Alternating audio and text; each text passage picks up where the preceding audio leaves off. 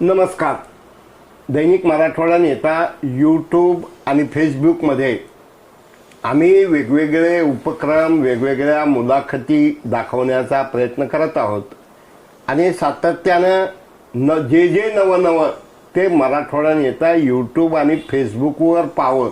नवं म्हणजे एकदम नवं नाही, ते असतं, पण त्याचा शोध घ्यायचा, तिकडं जायचं. आणि मी अनेकाला विचारत असतो. आज सकाळी रागिनी यादव मॅडमला मी विचारत होतो की मॅडम, असं काही डायनॅमिक एक्स्ट्राऑर्डिनरी मला सांगा की आपण ज्यांच्या मुलाखती घेऊ शकतो. त्यांनी लगेच नंदा बहिणजीचा फोन लावला, वेळ घेतली आणि शेवटी आपण आज काय पाहणार आहोत, आज आपण काय ऐकणार आहोत, जग म्हणजे काय आणि प्रत्येक मनुष्य मनशांती, कुटुंबात शांती नाही, घरात शांती नाही, समाजात शांती नाही, देशात शांती नाही आणि अशा एका परिस्थितीमध्ये आणि तेही महिलांच्या माध्यमातनं जागतिक पातळीवरचं एक खूप मोठं संघटन जे आहे, जे प्रजापिता ब्रह्मकुमारीजी म्हणून आहे. आणि आज आपण या ठिकाणी यांच्या कार्याची माहिती घेण्यासाठी लातूरमध्ये जवळजवळ 30-35 वर्षापासून किंबहुना 40 वर्षापासून असलेल्या, अगोदर इंडस्ट्रियल इस्टेटमध्ये त्यांचं कार्य सिग्नल कॅम्पला चालत होतं, आता इथं आहे. तर अनेक गरिबातल्या गरिबापासून श्रीमंतातल्या श्रीमंतापर्यंत वेगवेगळे लोक येतात. तर आज आपण भेटणार आहोत किंवा आज आपण मुलाखत घेणार आहोत नंदा बहनजी आणि पुण्या बहनजी. तो बहनजी नमस्ते.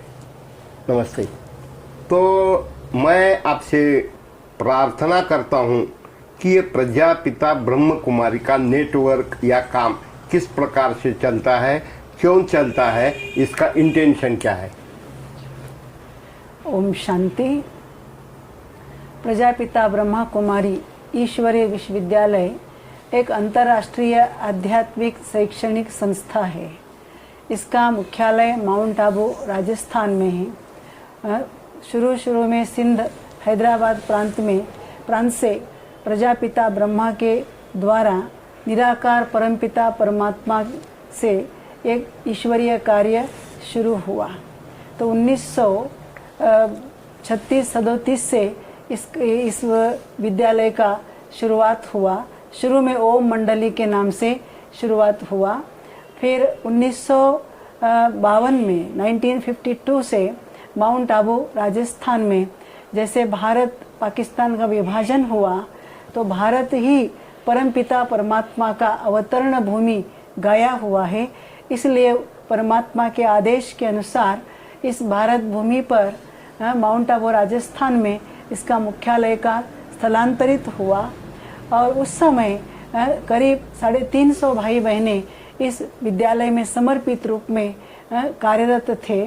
फिर सारे भारतवर्ष में इस ईश्वरीय ज्ञान योग का प्रचार प्रसार करने के लिए परमपिता परमात्मा के आदेश अनुसार जिन्होंने 14 वर्ष तक जो सिंध हैदराबाद प्रांत में इस ज्ञान योग का अभ्यास किया, तपस्या किया, तो उन भाई बहनों को भारत के कोने कोने में ईश्वरीय सेवा के लिए भेजा गया. जैसे भारत के महानगर दिल्ली, हैदराबाद, बेंगलोर, कलकत्ता, मुंबई आदि स्थानों पर उन्हों के रिलेटिव्स के पास भेजा गया और एक छोटे स्वरूप में इस कार्य का आरंभ हुआ. तो आज वटवृक्ष के रूप में देश ही नहीं विदेश में 1972 से ईश्वरीय सेवा का आरंभ हुआ. अभी करीब 140 देशों में इसके शाखाएं, उपशाखाएं, अनुशाखाएं कार्य करते हैं. और इसका मुख्य जो मातृशक्ति का विशेष रूप से यहाँ जागृति किया गया, इसलिए प्रजापिता ब्रह्मा बाबा को 1994 में मातृ जागृति के कारण ही विशेष रूप से एक पोस्टल टिकट का भी रिलीज़ किया गया. और सारे भारतवर्ष में और मुख्यालय में और विदेश में भी इस विद्यालय के मुख्य संचालिका के रूप में बहनों को ही रखा गया है. क्योंकि परमपिता परमात्मा ने इस बात को समझ लिया कि इस ईश्वरीय विश्वविद्यालय का कार्य जब माता जागृत नहीं होगी, बहनें जागृत नहीं होंगे, तब तक ये सुचारू रूप से नहीं हो सकता है। जैसे हम परिवारों में भी देखते हैं, जिस घर में माता भगिनी जागृत है और सशक्त है और चरित्रवान है, वह घर स्वर्ग माना जाता है। इसी तरह इस विद्यालय का मुख्य उद्देश्य इस विश्व को स्वर्णिम विश्व, स्वर्णिम भारत, सतयुगी दुनिया बनाना है। इसलिए परमात्मा ने यहाँ पर बहनों को अग्रसर रूप में आगे रख कर के इस कार्य का आगे बढ़ाया गया है। और यहाँ पर कोई स्त्री पुरुष का भेदभाव नहीं है और आयु का भेदभाव नहीं है, भाषा का भेदभाव नहीं है और अमीर गरीब की भेदभाव नहीं है। सभी वर्ग के भाई बहनों को यहाँ पर ज्ञान दिया जाता है, क्योंकि यहाँ आत्मज्ञान दिया जाता है। आत्मिक नाते से कोई स्त्री हो या पुरुष हो, उनको आत्मा की स्थिति में देखने के कारण यहाँ पर सभी को समान अधिकार दिया जाता है। क्योंकि यहाँ बहनों को इसलिए आगे रखा है कि बहनों को गाइड के रूप में यहाँ परमात्मा ने आगे रखा और भाई को गार्ड के रूप में रखा है। क्योंकि दोनों ही भाई अगर अच्छा रहा तो ये संसार की गाड़ी अच्छी तरह से चल सकती है। और इस विद्यालय का मुख्य उद्देश्य है जैसे चरित्र निर्माण करना, व्यसन मुक्ति होना, तनाव मुक्त होना और नारी उत्थान होना और मन शांति। ऐसे 5 उद्देश्यों को लेकर के ये विद्यालय कार्य करता है। और इस विद्यालय की सभी कार्य क्षेत्र, कोई भी परिवार ये ईश्वरीय कार्य चलाने के लिए यहाँ आने वाले भाई बहनों को पहले व्यसन मुक्त किया जाता है। उसके लिए ईश्वरीय चिंतन सिखाया जाता है, उनके मनोबल को बढ़ाया जाता है, जिस कारण से वो अपनी अंदर की जो बुराइयां हैं, जो विकार है, जो व्यसन है, वो सहज रीति से वो मुक्त हो करके, और उनका जो वेस्ट जो धन उसमें जाता था, जब व्यसन मुक्त होता है तो उनकी धन की बचत होती है। तो उन्हें यहाँ पर मार्गदर्शन किया जाता है, उसमें से आप 10% ईश्वरीय कार्य में लगाओ। और कोई भी बड़ी कार्यक्रम होता है तो यहाँ आने वाले भाई बहनें जिस ज्ञान योग के द्वारा लाभ लेते हैं, तो वो स्व खुशी से अपने तन मन धन को यहाँ अर्पित करके सेवा या सहयोग के रूप में यहाँ दिया जाता है। यहाँ कोई चंदा पट्टी के द्वारा कार्य नहीं चलता है, यहाँ कंट्रीब्यूशन स्व खुशी से किया जाता है। अपने पारिवारिक रूप से यहाँ हर कार्यकलाप चलते हैं, क्योंकि इसको भी यहाँ एक ईश्वरीय परिवार माना जाता है। क्योंकि परमात्मा पिता है तो हम सभी भाई बहनें आपस में एक पिता के संतान और विश्व कुटुंबकम भावना से ये कार्य चलता है। और यहाँ आने वाले भाई बहनों को घर बार छुड़ाया नहीं जाता है। आप घर गृहस्थ में रहते हुए अपने जीवन को कमल पुष्प के समान अलिप्त निर्लिप्त जीवन, निर्विकारी जीवन, व्यसन मुक्त जीवन कैसे व्यतीत करना, ये सिखाया जाता है। और आज के वर्तमान समय पारिवारिक समस्याएं बहुत बढ़ते जा रहे हैं। इसका कारण क्या है? क्योंकि हर एक इंसान धन से बड़े बनते जा रहे हैं पर गुणों से गरीब होते जा रहे हैं। क्योंकि गुणों का भंडार जो है परमपिता परमात्मा है, उस परमात्मा के हम सभी आत्माएं संतान है। पर उनके द्वारा जब हम मन बुद्धि का संबंध जोड़ेंगे तो हमारे अंदर हमारे अंतर्निहित गुण, अंतर्निहित शक्तियाँ जागृत हो जाते हैं। उसको समय पर उपयोग करने के कारण हम अपने मनोविकारों पर विजय प्राप्त कर सकते हैं। इस तरह सिंपल लिविंग हाई थिंकिंग, यहाँ का जीवन इस तरह हर एक कार्य हम स्वयं करें और हर परिवार के लोगों के साथ, परिवार में जो भी भाई बहन माता पिता जो भी है, उनके साथ आत्मिक भाव से हम चलने से उनकी अच्छी तरह से हम परवरिश कर सकते हैं। और आज जो वर्तमान समय बूढ़े माता पिताओं का बहुत बुरी हालत देखने आता है, पर यहाँ आने वाले भाई बहनों को हम ये समझ देते हैं कि आप जब अपने माता पिता की सेवा करेंगे तो आपको उनकी दुआएं मिलेंगी। वो दुआएं आपके हर परिस्थिति में मदद करेगा। और एक ऐसे आने वाली दुनिया है जहाँ पर ये वृद्धाश्रम नहीं रहेंगे, हॉस्पिटल नहीं रहेंगे, जो जो भी आज जो देखने में आ रहे हैं, जो आज मानव की अंदर एक कमतरता के कारण, तो वो उस दुनिया की स्थापना परमपिता परमात्मा इस ईश्वरीय विश्वविद्यालय के माध्यम द्वारा हम ब्रह्मा कुमार भाई बहनों के द्वारा ये कार्य कराने का ही आदेश दिया जाता है। करते समय यहाँ पर सेंटर इंचार्ज और इसका एडमिनिस्ट्रेशन किस प्रकार चलता है?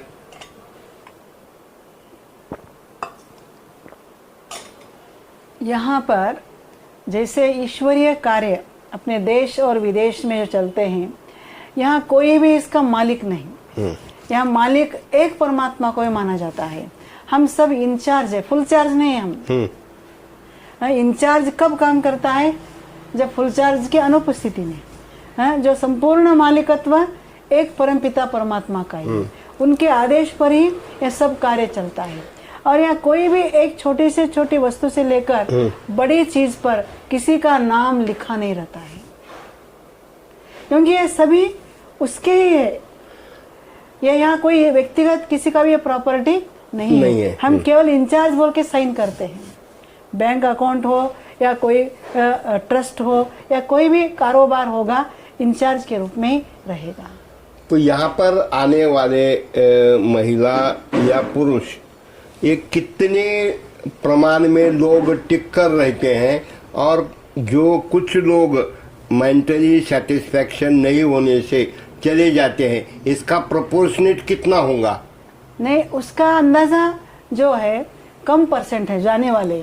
जो आएंगे कुछ न कुछ उनको यहाँ प्राप्ति होती है ना, यहाँ कोई स्वार्थ नहीं है, और यहाँ ज्ञान है, और यहाँ गुणों की अनुभूति होती है, और यहाँ शांति कैसे अनुभव करना ये मेडिटेशन सिखाया जाता है। तो इसीलिए उनको कुछ ना कुछ अनुभव होता है।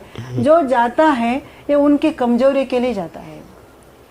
यहाँ का दिनचर्या यानी हर सेंटर की किस प्रकार चलती है? यहाँ माउंट आबू से लेकर सारे विश्व के अंदर सवेरे 3:30 बजे हमारा दिनचर्या शुरू होती है। पेट में 3:30 बजे 3:30 बजे यहाँ अमृत वेला शुद्ध पवन गीत बजता है।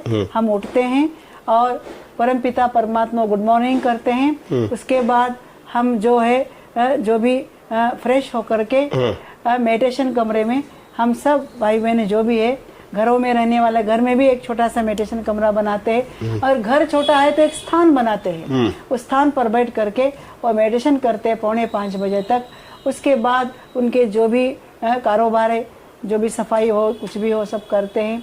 फिर वॉकिंग जाते हैं, व्यायाम करते हैं, फिर रेडी होकर के क्लास में आते हैं। हम बहनें भी सारे रेडी होकर के क्लास में आते हैं। फिर आधा घंटा फिर मेडिटेशन होता है। उसके बाद ईश्वरीय महावाक्य, जिसको हम ज्ञान की मुरली कहते हैं, जो माउंट आबू के द्वारा, जो प्रजापिता ब्रह्मा बाबा के द्वारा परमपिता परमात्मा ने जो महावाक्य उच्चारे हैं, तो वो महावाक्य उसका कुछ कटिंग्स 3 पेज में आता है, माउंट आबू से आता है। वो हर सेवा केंद्र पर उसको पढ़ के सुनाते हैं, स्वयं भी धारण करते हैं, और आने वाले भाई बहनें भी उन महावाक्यों में 4 विषय बताया जाता है: ज्ञान, योग, धारणा और सेवा। 4 सब्जेक्ट होते हैं। इसी विषय पर विस्तार छोटे छोटे उदाहरण दे करके बताया हुआ रहता है। तो वो पढ़ के फिर मेडिटेशन करके भाई बहनें अपने कारोबार करते हैं। फिर हम बहनें फिर अपनी भी कारोबार होती है, फिर वो होता है। फिर शाम को फिर 6:30 से 7:30 बजे तक फिर मेडिटेशन होता है। फिर जो सवेरे नहीं आ सकते हैं उनके लिए शाम का क्लास होता है। फिर वो क्लास के लिए आते हैं।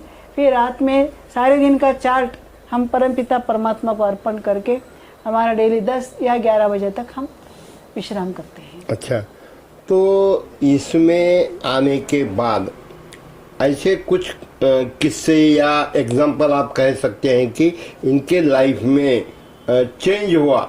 हाँ, ऐसे बहुत सारे भाई बहने हैं। यहाँ आने वाले पहले तो कोई व्यसन छोड़ते हैं, कोई इतना मानसिक ऋण होके आते हैं पारिवारिक समस्याओं के कारण, और कोई भगवान के लिए ढूंढते रहते हैं, परमात्मा का यथार्थ परिचय नहीं मिलता है। तो यहाँ परमात्मा का यथार्थ परिचय दिया जाता है। और कुछ अशांत होके आते हैं, उनको शांति की अनुभूति होता है। और यहाँ आने के बाद परिवार में, जैसे उदाहरण देती हूँ आपको, प्रभाकर उदगीरकर वो राजकारणी थे, है ना। तो वो खुद अनुभव किया कि मैं और मेरे बेटे का रोज मुलाकात ही नहीं होता था बोले। वो जब सोता था तब मैं घर पर आता था और मैं जब उठता था वो स्कूल जाता था। मुलाकात ही नहीं होते थे, हम एक साथ बैठ के भोजन भी नहीं करते थे बोले। जब मैं इस ज्ञान में आया तो मुझे पारिवारिक आनंद मिला बोले। यहाँ परिवार को जुड़ाया जाता है। अच्छा। और यहाँ सिखाया जाता है कि तुम एक भोजन कम से कम अपने परिवार के साथ करो। क्योंकि आजकल का लाइफस्टाइल थोड़ा अलग हो गया। पहले तो सभी लोग मिलके खाते थे, पहले जमाने में सब मिलके गोल बैठ के भोजन करते थे। तो अभी वो सिस्टम नहीं है, पर एक टाइम तो परिवार के साथ भोजन करने से एक पारिवारिक नजदीकी आ जाती है। नहीं तो बाप बेटा ही मिलता नहीं है तो फिर अन्यों की सवाल ही नहीं होती है। तो कई इतने व्यसनी होते हैं और यहाँ आने के बाद उनका व्यसन छूट जाता है तो उनकी लाइफ सुधर जाती है। परिवार के लोग इतने उनके बारे में चिंतित रहते हैं और उनकी चिंता मिट जाती है और वह भी इस ज्ञान मार्ग में चल करके अपने जीवन को देवता समान बनाने का पुरुषार्थ करते हैं। ज्ञान मार्ग से चलकर हाँ जी, अपना दिनचर्या, अपना लाइफस्टाइल ये चेंज हो सकता है क्या? हो सकता है। कैसा? अभी मैं बिजनेसमैन हूँ, समझो फॉर एग्जांपल मैं रिपोर्टर हूँ, उन्होंने समझो इंजीनियर है, उन्होंने दुकानदार है, तो उस पे उनका क्या इम्पैक्ट होता है? इस विद्यालय में 18 प्रभाग कार्य करते हैं। अच्छा। हाँ, उसमें बिजनेस विंग भी है, मेडिकल विंग है, पॉलिटिकल विंग है, जूरिस्ट विंग है, ग्राम विकास विंग है, महिला विंग है, इंजीनियरिंग साइंटिस्ट विंग है, स्पोर्ट्स विंग है, और ये आध्यात्मिक ये भी विंग है, धर्म इस पर भी है। ऐसे हर प्रकार की विंग्स उस क्षेत्र में इस आध्यात्मिकता को अपना करके हम उस क्षेत्र को सशक्त कैसे बनाना ये सिखाया जाता है। अभी समझो आप बिजनेसमैन हैं या बिजनेस छुड़ाया नहीं जाता है, पर बिजनेस को आप सच्चाई सफाई से कैसे करना। जैसे आप सोचेंगे कि सच्चाई अभी दुनिया में चलेंगे तो हमारा बिजनेस ही बंद पड़ेगा, पर अभी यहाँ आने के बाद और बिजनेस बढ़ जाता है। अच्छा। कैसे? जैसे देखो एक व्यापारी है, अनाज का व्यापारी है समझिए, तो अनाज तुम अच्छे क्वालिटी का बेचो ये सिखाया जाता है, पर तुम 2 MP उसमें कमाओ, भले सबका 2 रुपए अगर उसका कीमत है तो 3 रुपए बेचो, पर एक बार आपके दुकान का सिक्का पड़ा या अच्छा माल मिलता है तो लोग दूसरे दुकान को नहीं जाएंगे। पैसा गए तो हर्जा नहीं, हम इनके पास ही जाना बोलते हैं। और दूसरी बात, अगर हम अनाज बेच रहे, पैसा भी ले रहे और उसके अंदर 1 किलो खड़ा मिक्स करके बेचेंगे और उस खड़े से किसी का दांत टूट गया तो वो बद्दुआ देगा कि दुआ देगा? बद्दुआ देगा। फिर वो बद्दुआ इनको क्या करेगा? सुखी रखेगा? नहीं रखेगा। तो और वो ये धनवान बनेगा, पर उनके परिस्थिति उनके सामने ऐसे आएगी क्योंकि वो बद्दुआ के कारण वो सह नहीं सके। हम बोलते इतना अच्छा व्यक्ति ऐसे कैसे हो गए उनके लाइफ में। कर्म कहाँ नहीं जाता है, या कर्मों की गुह्य गति सिखाई जाती है। इस कारण से वो बिजनेस करेगा, पर आप इस तरह से तुम धंधा करो ये सिखाया जाता है। तुम अन्याय से नहीं कमाओ, सच्चाई से कमाओ, 1 MP तुम ज्यादा दो, आपकी नुकसान भी नहीं करो।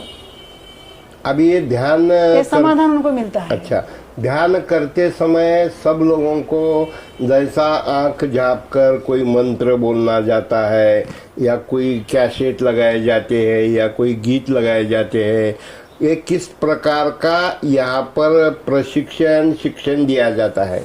इस विषय पर पुण्य बहन जी बताएंगे। ओम शांति। ध्यान यानी यहाँ मन का ध्यान सिखाया जाता है। मन से हम कैसे ध्यान करें। जैसे कभी कोई मूर्ति हम सामने रख करके बैठते हैं तो उस मूर्ति पर हमारा ध्यान नहीं होता है, ध्यान भटकता है। क्यों भटकता है? क्योंकि हमें उस मूर्ति के बारे में नॉलेज नहीं है। यानी जिस शिव के सामने अगर हम बैठते हैं तो वो शिव के प्रति भी मेरे पास परिचय नहीं है, तो तब हमारा ध्यान भटकता है। तो जब हम परमात्मा का परिचय प्राप्त करते हैं तो परमात्मा के परिचय प्राप्त करने के बाद हम मन से उस परमात्मा को हम अच्छी रीति से याद कर सकते। जब हम मन से याद करते हैं, ध्यान करते हैं, तो ऑटोमेटिक हमारे अंदर सकारात्मक विचार आते हैं। तो जो भी कोई हम कार्य करते हैं तो उस कार्य में हम सफलता प्राप्त करते। और यहाँ आंख बंद करके योग कभी भी नहीं करना है, क्योंकि इस योग को क्या कहा गया है, एक तो सहज राजयोग कहा गया, दूसरा ज्ञान योग कहा गया, तीसरा भक्ति योग कहा गया, चौथा कर्म योग कहा गया, पांचवा संन्यास योग कहा गया। बुद्धि से हम सब बातों को भूल करके एक परम पिता परमात्मा को याद करना, यहाँ पर यही राजयोग में सिखाया जाता है। इसलिए वो परिवर्तन क्यों होता है, क्योंकि जो शक्ति हमें परमात्मा से मिलता है उस शक्ति से हम उन बुराइयों के ऊपर अच्छी रीति विजय प्राप्त कर सकते। आज कोई भी व्यक्ति बुरा लेना चाहता नहीं है, हर रोज पीना नहीं चाहता, हर रोज खाना नहीं चाहता, वो वेस्ट करना नहीं चाहता, फिर भी उसके अधीन हो गया। लेकिन जब उसको ज्ञान का मार्ग मिल जाता है, जब वो ध्यान लग जाता है ईश्वर से, तो ऑटोमेटिक उनके अंदर की बुराइयां निकल जाते हैं। तो इस राजयोग से, इस ध्यान से। ओम शांति। परिवार के बारे में कुछ लोगों का ऐसा कहना है कि आफ्टर जैसा कि वृद्धाश्रम वृद्धावस्था, वानप्रस्थ अवस्था, उसी समय में ज्यादा प्रमाण में युवक नहीं, वृद्ध और माता बहनें जाती है। लेकिन ऐसा है क्या कि कुटुंब से जोड़ने का काम या तोड़ने का काम तो बहन जी और भाई जी आप कहते हैं, तो मिसेस रहते हैं, कौटुंबिक जीवन रहता है, कोई तो भी पिता रहता है, कोई तो भी माता रहता है। तो उसके बारे में प्रजापिता ब्रह्म कुमारी विश्वविद्यालय के जरिए क्या सिखाया जाता है? तो ईश्वरीय विश्वविद्यालय में यही सिखाया जाता है कि घर गृहस्थ में रह करके परिवार एकत्र रहना है। हम छोड़ने वालों को जोड़ने का प्रयत्न करते हैं। कोई बोलता है कि घर में जब झगड़ा होता है आपस में पति पत्नी का, या भाई बहन का, या बेटी बाप का, या बेटे बाप का, तब कोई इधर आश्रम में आ जाते हैं कि हमें रख लो यहाँ पर, हम गृहस्थ में नहीं रहेंगे। तो लेकिन हम कहते हैं कि आपका कर्तव्य है, आपको घर में रहना ही है, गृहस्थ में रहना ही है। आप जिस स्थान पर रहना है उसी स्थान पर आप रह करके कैसे हम फिर एकत्र हो सकते। कभी कभी गलतफहमी होते हैं, नहीं होते ऐसे नहीं है, लेकिन उस जगह पर पति को पति ही बोलना चाहिए, पत्नी को पत्नी ही बोलनी चाहिए, बहू को बहू ही बोलना चाहिए, बेटे को बेटा ही बोलना चाहिए। लेकिन जो स्नेह होना चाहिए वो अच्छी रीति स्नेह होना चाहिए, स्वार्थ स्नेह नहीं होना, हम निस्वार्थ स्नेह। और हम सब परिवार एक, क्योंकि इस ईश्वरीय विश्वविद्यालय में ये भी एक उद्देश्य है कि केवल मानव को देव मानव नहीं बनाना है, बल्कि इस सृष्टि को भी दैवी सृष्टि बनानी है।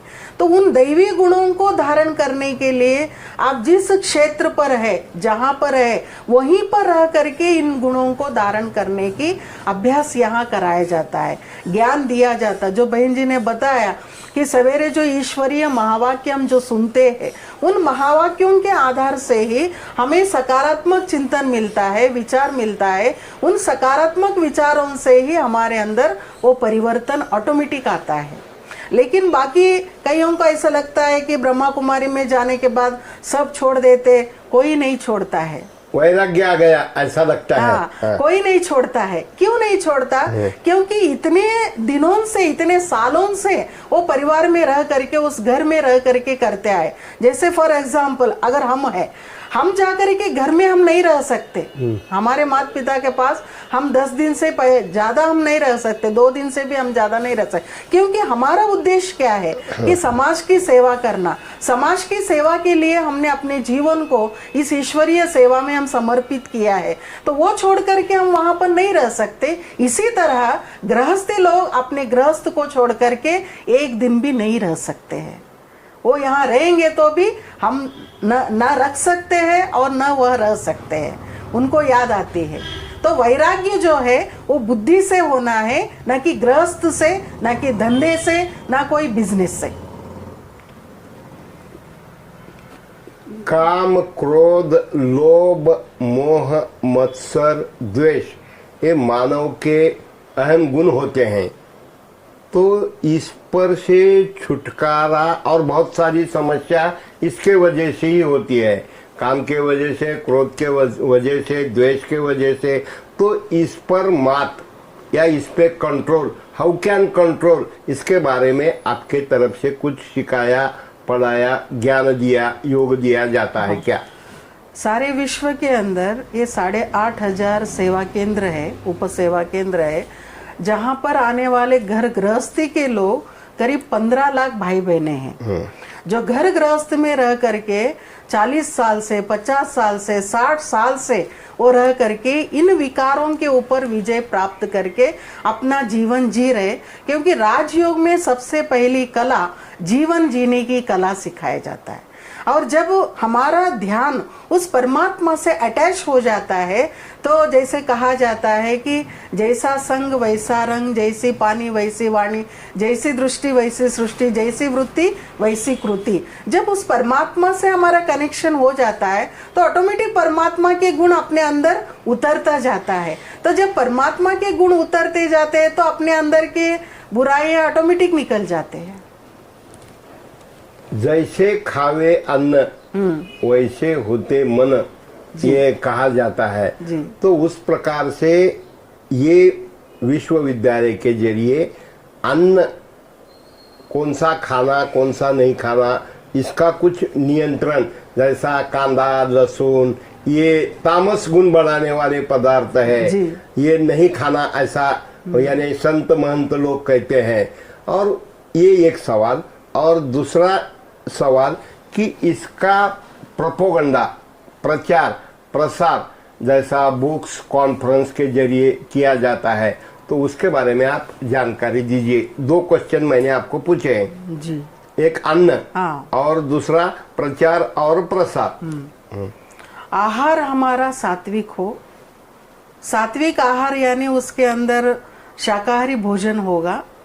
और इतना तक भी हम सिखाते हैं कि जैसे हम आश्रम में भगवान की याद में हम मौन व्रत में भोजन बनाते हैं, तो उस भोजन का असर उस पर पड़ता है, पावर पड़ता है कि जब हम कोई व्यर्थ न सोचते, न करते, न बात करते। अभी कभी कभी क्या होता है, देखिए गृहस्थ में टीवी के सामने भोजन करेंगे, टीवी सामने ही रखेंगे, एक नजर टीवी पर होगा, एक नजर अन्न पर होगा, भोजन पर होगा। इसलिए आज जो खाने वाले हैं उनका मन इसलिए चंचल हो रहा है। तो यहाँ का सादा प्रसाद भी लोगों को क्यों अच्छा लगता, क्योंकि उस प्रसाद में ईश्वरीय याद समाया हुआ है। तो इसलिए यहाँ पर आने वाले भाई बहनें भी इस आश्रम को ही फॉलो करते कि बहन जी कैसे भोजन बनाते, मौन व्रत से, सात्विकता से और परमात्मा की याद से, वह भी उनके घर में उसी रीति बनाते। और जैसे हम यहाँ हर रोज नैवेद्य लगाते, जिसको भोग बोलते, जो भी हम भोजन बनाते, चावल, दाल, सब्जी, रोटी, जो भी पकवान बनता है वो सब उसको भोग लगाने के बिना हम स्वीकार नहीं करते। और यही कायदा अपने अपने घरों में भी जो रेगुलर स्टूडेंट्स है वो करते हैं। इसलिए उस अनुसार उस आहार का प्रभाव ऑटोमेटिक अपने मन पर पड़ता और मन भी शुद्ध होता है। इसलिए कहा गया जैसा अन्न वैसा मन। तो यहाँ पर आने वाले कांदा लहसुन तक तो छोड़िए, सुपारी तक भी नहीं लेते हैं। हाँ? और दूसरा जो बाहर होटल्स में बनता है या बाहर कहीं शादियां होती है, कई फंक्शंस होते हैं, वहां पर भी लोग भोजन नहीं करते हैं, साथ में ले जाते हैं, नहीं तो व्यवस्था करते हैं। अच्छा, या फ्रूट्स लेते हैं या और ड्राई फ्रूट्स लेते हैं। इसके जो सेमिनार कॉन्फ्रेंस होते होते हैं, हाँ। तो वो उसका इंटेंशन क्या, और जैसा रक्षाबंधन का प्रोग्राम होता है, फिर अलग अलग ऐसे कुछ तो उसके कौन कौन से ऐसे मेन प्रोग्राम? हाँ, तो एक प्रोग्राम जो हर विंग का, जैसे बहन जी ने बताया, 20 विंग से ये कार्य करता है। तो 20 विंग्स के द्वारा जो भी कार्य करता, जो भी जिस क्षेत्र में है, जैसे भी वो नौकरी कर रहा है, ये जॉब कर रहा है, तो उसमें भी हम कैसे ईश्वर को याद करें टाइम निकाल करके। और हम जब व्यवहार भी करते हैं तो शुद्ध व्यवहार हम कैसे करें। फॉर एग्जाम्पल हम देते हैं कि एक बार चंद्रबाबू नायडू तेलंगाना मिनिस्टर वहाँ पर आया था, अभी नहीं 10 साल पहले माउंट आबू में आए थे। तो जब डायमंड हॉल, जो बाहर उसका चित्र लगा हुआ, जिस हॉल में 20 से 25 हजार लोग बैठ सकते हैं, तो जहां पर हम प्रभु मिलन कर रहे थे और वहां उनको शांति की अनुभूति हुई। इतने हजारों लोग होते हुए भी पिन ड्रॉप साइलेंस था वहां पर। वो शांति देख करके उन्होंने अपनी ही जगह से हैदराबाद में गच्चीबौली एरिया में 33 एकड़ लैंड दिया। हाँ। वो पूरा कुआं, इसलिए उसका नाम है गच्चीबौली। बौड़ी, बौली मना बौड़ी को बोलते हैं। तो उस स्थान पे भी वहां पर सारे ये भी इन्फोसिस कंपनी हो रहे हैं। उस स्थान का जब ब्रह्मा कुमारी वहां पर शांति सरोवर ये नाम से वहां पर एक अच्छा, बहुत अच्छा हॉल बना, जिस हॉल में रिट्रीट सेंटर बना, जिस हॉल में 2,500 से 3,000 लोग बैठ सकते। परसों संडे प्रोग्राम हुआ, जो दिल्ली से हमारे आशा दीदी जी आई थी, जो गोल्ड मेडलिस्ट है, प्रोफेसर थी पहले यूनिवर्सिटी, प्रणव मुखर्जी भी आए थे। तो वो सब प्रोग्राम वहां पर चलता है। तो उनको वह शांति की अनुभूति होने के कारण ऐसा उन्होंने जगह दिया। और उनके जितने भी स्टाफ थे, वो सारे स्टाफ को उन्होंने यह कोर्स कराया, सेल्फ मैनेजमेंट कोर्स। और इसके अंदर अनेक प्रकार के कोर्सेस है, anger management, sleep management, stress management, तनाव मुक्त जीवन, जीवन जीने की कला, स्ट्रेस फ्री लाइफ, ऐसे अनेक प्रकार के लेक्चर से यहाँ पर ये भी होता है, सेमिनार भी होता है, कार्यक्रम भी होता है, महिला विंग भी होता है। और इसमें करीब 1.5 लाख से 2 लाख यूथ्स है, टोटल बाल ब्रह्मचारी है, जो इस ईश्वरीय विश्वविद्यालय से जुड़े हुए हैं, जो सब मिल करके कार्य करते हैं। अपने प्रजापिता ब्रह्म कुमारी ये विश्वविद्यालय के जरिए प्रमुखतः रक्षाबंधन का एक कार्यक्रम होता है, फिर मेरे ख्याल से शिवरात्रि का, कृष्ण जन्माष्टमी। तो ये कौन कौन से उत्सव होते हैं? तो ऐसे तो हर उत्सव मनाते हैं। हम दिवाली भी मनाते हैं, क्योंकि इसका जो उद्घाटन हुआ है दिवाली के समय ही हुआ है। तो जैसे शुरुआत मना प्रजापिता ब्रह्मा कुमारी ईश्वरीय विश्वविद्यालय जैसे शुरुआत हुआ, तो इसलिए उस अनुसार हम दिवाली भी बहुत जोर शोर से मनाते हैं। पर जब भी हम मनाते हैं, तो कोई भी मनाते हैं तो उमंग उत्साह से मनाते हैं। अलग अलग प्रकार के अच्छी रीति प्रसाद बना करके हमें खिलाने की एक उमंग आती है, क्योंकि ये लोग बाहर का नहीं खाते, जो भी खाते हैं तो ईश्वर के घर में ही खाते हैं, अपने घरों में भी इतना बना करके नहीं खा सकते। रक्षाबंधन, शिवरात्रि होता है, शिवरात्रि माना शिव के अवतरण के निमित्त हम ये शिवरात्रि मनाते। तो शिवरात्रि के समय पर सारे विश्व के अंदर जितने भी केंद्र है, ब्रांचेस है, वो सारे केंद्रों के ऊपर शिव का ध्वज लहराया जाता है। प्रजापिता ब्रह्म कुमारी विश्वविद्यालय के माध्यम से सेवा भाव भी बहुत ही बड़े पैमाने पे किया जाता है। तो उसके जरिए ऐसे कौन से एक्टिविटी, जैसा वृक्षारोपण या और क्या क्या एक्टिविटी होते हैं, कोरोना के पीरियड में कुछ लोगों को मदद करना, फिर स्केर्सिटी दुष्काल में लोगों को मदद करना, तो यहाँ आपने अभी तक कौन कौन से करीब 40 साल में सबसे आपको आनंद देने वाला उत्सव कौन सा रहा? वैसा तो आपको प्रतिदिन आनंद ही आनंद है क्या है, तो उसमें कि आपने सेवा ऐसा कह सकते हैं कि लातूर में ये उत्सव हुए, ये प्रोग्राम हुए, इतने वृक्षारोपण किए, या इस प्रकार की थोड़े में जानकारी दीजिए। तो ब्रह्मा कुमारी विद्यालय के अंदर में समाज सेवा प्रभाग भी एक बहुत अच्छा कार्य करता है। मतलब समाज के अनेक वर्गों में जाकर के हम लोग राखी के निमित्त जाते हैं, तो राखी में हम किसी से स्थूल रूप में कोई खर्ची नहीं लेते हैं, और उन लोगों से हम ये अपील करते हैं कि तुम्हारी चिंता दे दो, तुम्हारी जो तनाव है वो दे दो, और व्यसन दे दो, और उसके लिए फिर ये जो सूत्र जो बांध रहे हैं ये एक दृढ़ता का सूत्र है, इसलिए आज दृढ़ संकल्प करो, हाँ, बुरे व्यसन आदि ईश्वर अर्पण करो। इस तरह पहले उनको व्यसन मुक्त का हम संदेश देते हैं। वही हमारे लिए खर्ची है, बहन को खाली हाथ से नहीं भेजना, ये उनके झोली भर के भेजना बोल के बोलते हैं। दूसरी बात, यहाँ लातूर शहर में हम जब ये पूर आया था, महापूर, जैसे कोल्हापुर में आज तरफ जो हुआ, एक बार आंध्रा में भी हुआ था फ्लड, हाँ।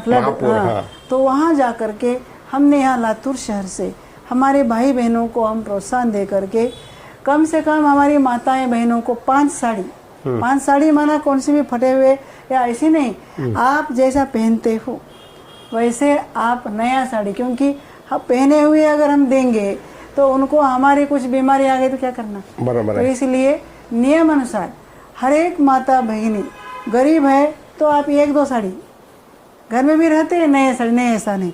तो हमारी माता इतने उमंग उत्साह से इतने सारे साड़ी है, हम हज़ारों साड़ियाँ वहाँ पर दिया, और भाई लोग ड्रेस वगैरह सब, इस तरह से कपड़ों का भी हम वहाँ सहयोग दिया।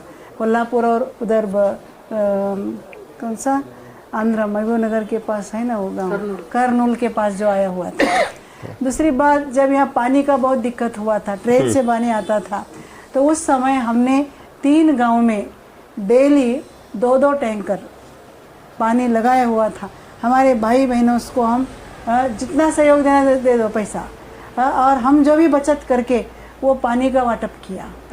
तीसरा, जब उसके बाद उनके पास जब बारिश हुआ, पेरने के लिए बी नहीं थे, हम उनको जवारी और चना, जवारी इसलिए दिया कि तुम ये क्या बोलते हैं, भैंस आदि को भी, गाय को भी, बैल को भी ये खिला सकते हैं कि उसकी जो भी ये दंत बोलते हैं ना, वो उनके लिए चारा भी हो और मनुष्यों के अन्न भी हो।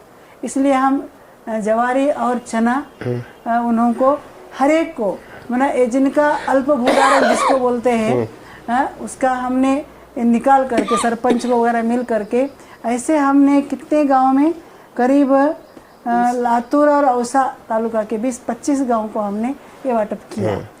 तो वह रिपोर्ट हमारे कोचट्टा भाई को यहाँ जैसे संपर्क होने के कारण उनको बताया गया सिर्फ, तो वो उन्होंने उनके केनरा बैंक से यह एक सामने एम्बुलेंस जो खड़ा हुआ है ना, वो एम्बुलेंस गांव-गांव की सेवा के लिए वो केनरा बैंक से यहाँ अपने को डोनेट किया गया। ये सेवा के क्षेत्र को देखते हैं। वृक्षारोपण कोई ग्रीन बेल्ट वगैरह? नहीं, ग्रीन बेल्ट में नहीं किया हमने। यहाँ जो भी वो नया औसा रोड से लेकर जुना औसा रोड तक, सेंटर तक जितने भी है ना, जो झाड़ देख रहे हैं वो सब झाड़ इस विद्यालय की तरफ से हमने लगाया गया। और कई अपने भाई बहनों के घरों में भी आप कम से कम अगर समझो जगह नहीं है तो 10 कुंडों में आप झाड़ लगाओ, क्योंकि ऑक्सीजन की बहुत जरूरी है। ये कोविड के पीरियड में ये सब देखा गया है ना, उनको एक परिवार को 10 कुंडा 5 कुंडे में आप झाड़ लगाने के लिए।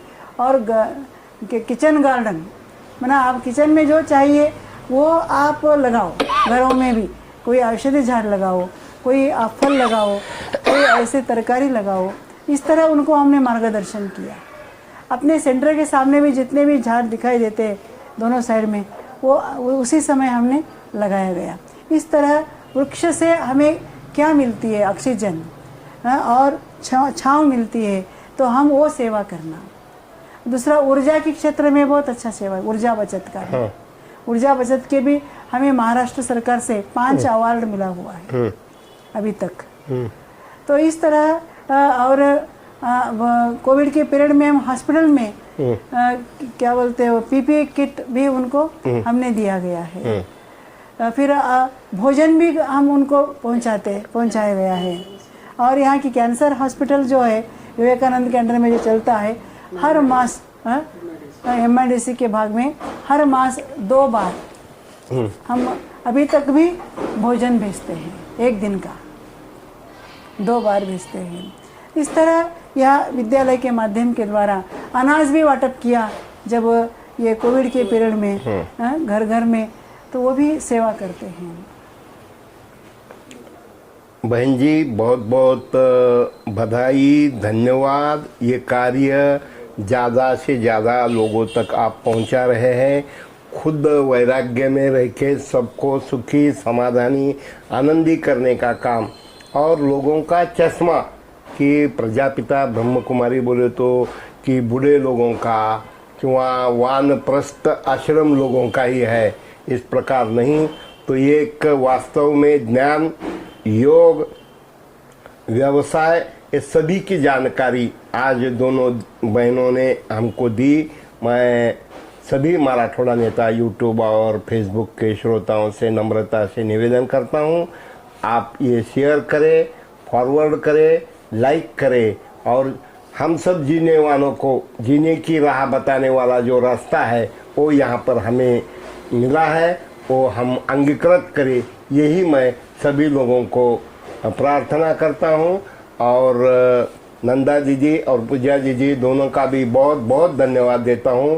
प्रभु परमात्मा आपको निरोगी दीर्घायुष्य दे और आपके हाथों से बोलने के बजाय आपके संस्था से ज़्यादा लोगों तक विश्व कल्याण का कार्य, मानवता कल्याण का कार्य हो, यही मैं प्रार्थना करता हूँ। धन्यवाद। ओम शांति।